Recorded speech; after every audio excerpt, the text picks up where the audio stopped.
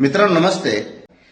जोडपत्र अ मध्ये काय आहे तर प्रति माहिती अधिकारी त्या विभागाचं नाव येतं. त्याच्यानंतर खाली काय येतं, अर्जदाराचं नाव, पत्ता, त्याचबरोबर माहितीचा विषय, कोणत्या विभागाशी संलग्न माहिती आहे.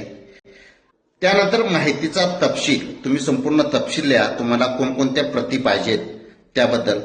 त्याच्यानंतर माहितीचा कालावधी, हा कालावधी 1 वर्षाचा आहे, 2 वर्षाचा आहे, 5 वर्षाचा आहे. सदरची माहिती तुम्हाला कशा स्वरूपाची हवे त्याच्यासाठी टपालाद्वारे किंवा बाय हँड, तर तिथे लिहा. तुम्हाला टपालाद्वारे पाहिजे असेल तर टपालाद्वारे. त्याच्यानंतर अर्जदार दारिद्र्य रेषेखाली आहे का, तुम्ही दारिद्र्य रेषेखाली असाल तर संपूर्ण माहिती मोफत मिळते. दारिद्र्य रेषेखाली नसाल तर प्रति पेज 2 रुपये अशा पद्धतीनं तुम्हाला ती रक्कम भरायची आहे आणि ती माहिती घ्यायची आहे. खाली ठिकाण, दिनांक, तुमचं नाव आणि सही हे करून तुम्ही रजिस्टर पोस्टानं किंवा बाय हँड तो माहिती अधिकाराचा अर्ज देऊ शकता.